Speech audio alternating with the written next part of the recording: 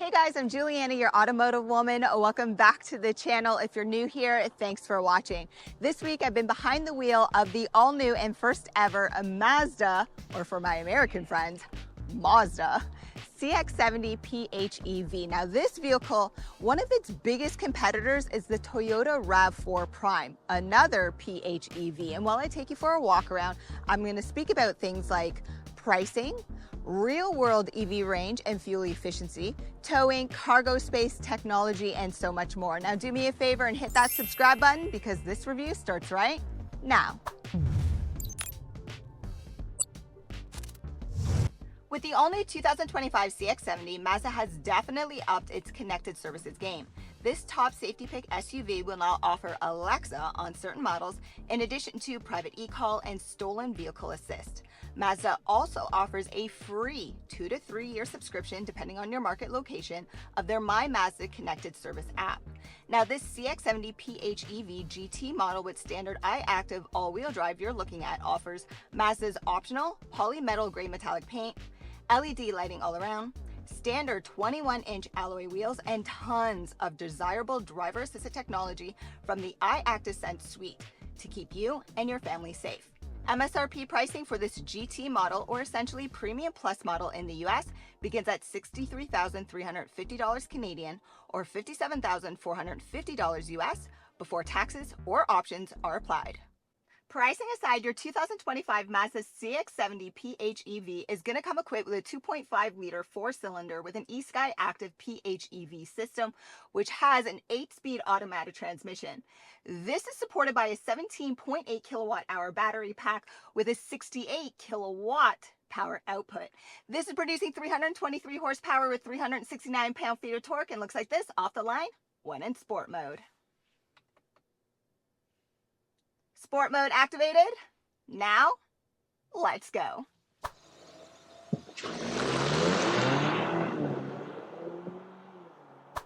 One competitor to the CX-70 PHEV is the Toyota Rav4 Prime.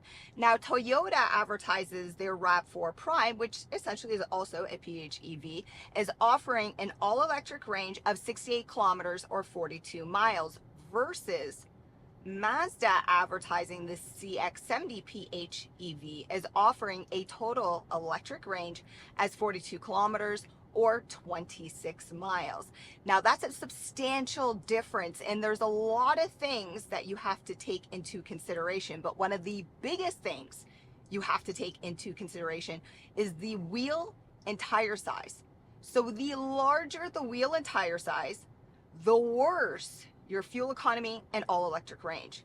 So that said, the Toyota Rav4 Prime offers a tire and wheel combination of anywhere in between 18 to 19 inches versus the CX-70, which offers a standard wheel and tire combination of 21-inch wheels. Remember, this is the GT model, or essentially Premium Plus model in the US. So all that aside, because this is a PHEV, whenever I'm reviewing an all-electric vehicle or a plug-in hybrid, I take it out for my 90-minute test drive. And why 90 minutes? Because the average working adult, we spend up to 90 minutes in our vehicles daily. And that's sitting in traffic, driving on urban roads, and on the highway. So, that being said, I took this CX-70 PHEV out for my 90-minute test drive, and this is what happened. As previously mentioned, Mazda advertises the CX-70 PHEV as offering an all-electric range of 42 kilometers or 26 miles. But when I began my test drive, the fully digital driver cluster illustrated an all-electric max range of 39 kilometers or 24 miles, which is clearly less than advertised. However, during my test drive, I was actually able to achieve an overall all-electric range of 46 kilometers or 28 miles, which is better than what Mazda advertises.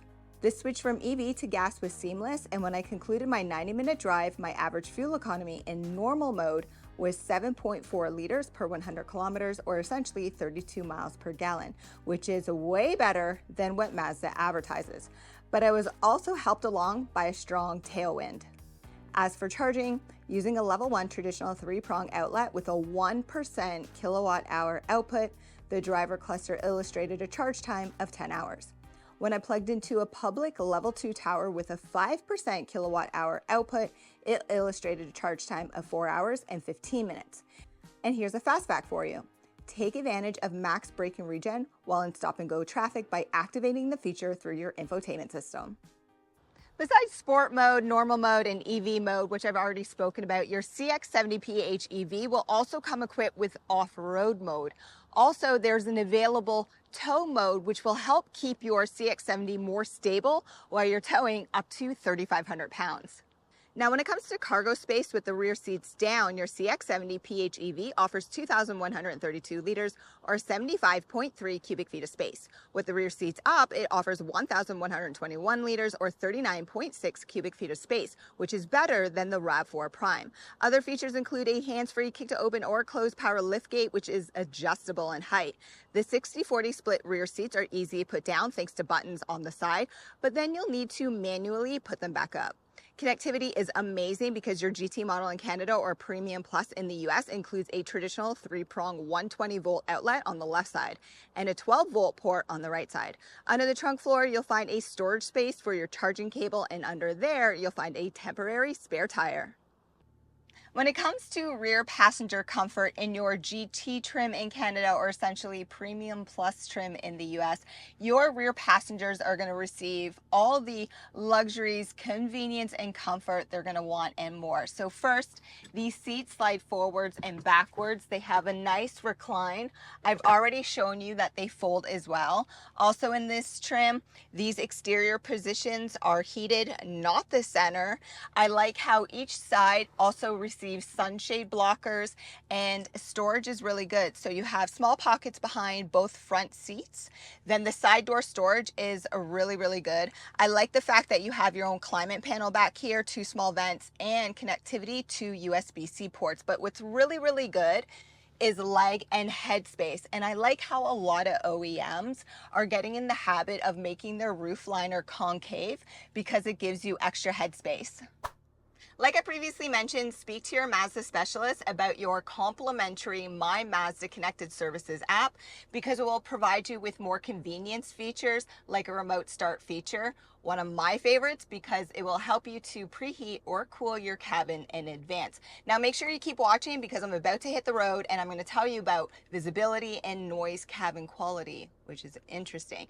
Now in this GT trim in Canada, or essentially Premium Plus trim in the US, every seat is going to be leather. These front seats are power operated, heated, and ventilated. The steering wheel is also heated, and on the left hand side you'll find your voice command, your Bluetooth, and your shortcut buttons for your audio sound system.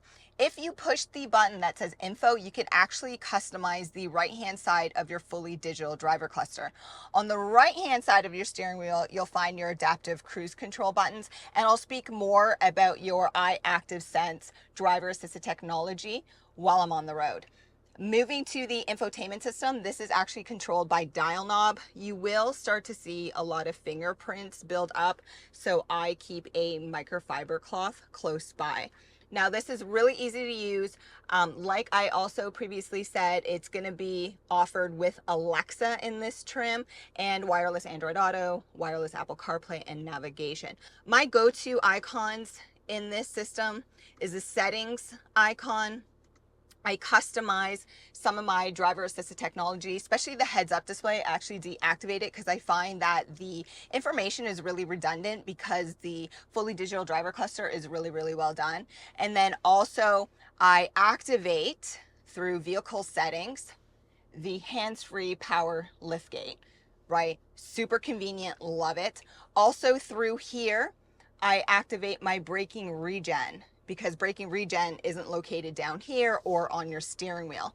Then when all is said and done and I'm super comfortable, I scroll up to information and I leave it here and I watch my fuel efficiency and my EV efficiency. It's really cool, well done, it's really easy to use. Also, if you didn't notice before, down here you can change your drive mode settings. Beside there is a little button where you could actually hold your EV range setting. So if you want to use just EV, so your battery while you're doing errands in town, you're going super slow, use that. and then that will be fine, and you'll save so much more fuel. So that's fantastic. Also, when it comes to connectivity, you receive a mobile charge pad in this trim, 112-volt port, and inside the super wide armrest, so inside your center console, you'll find 2 more USB-C ports. Now, let's hit the road. So the question is, can this Mazda CX-70 PHEV compete with the Toyota Rav4 Prime? And the answer is, well, yes and no. So when it comes to appearances, absolutely. When it comes to comfort, yes. When it comes to drivability and standard driver assisted technology, absolutely. But where Mazda needs to improve on is with their pricing.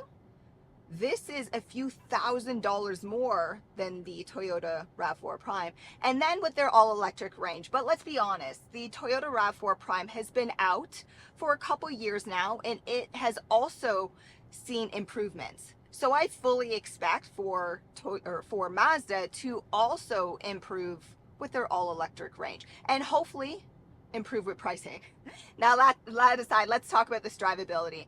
So I like this CX-70 just as much as I like the CX-90. Mazda does a really good job. It's comfortable, it's a larger SUV, so you're gonna have that body roll. Remember, it is top heavy, just don't go driving on and off ramps like a race car driver and you're fine. Visibility out the front and the sides is great. These A-pillars are well positioned.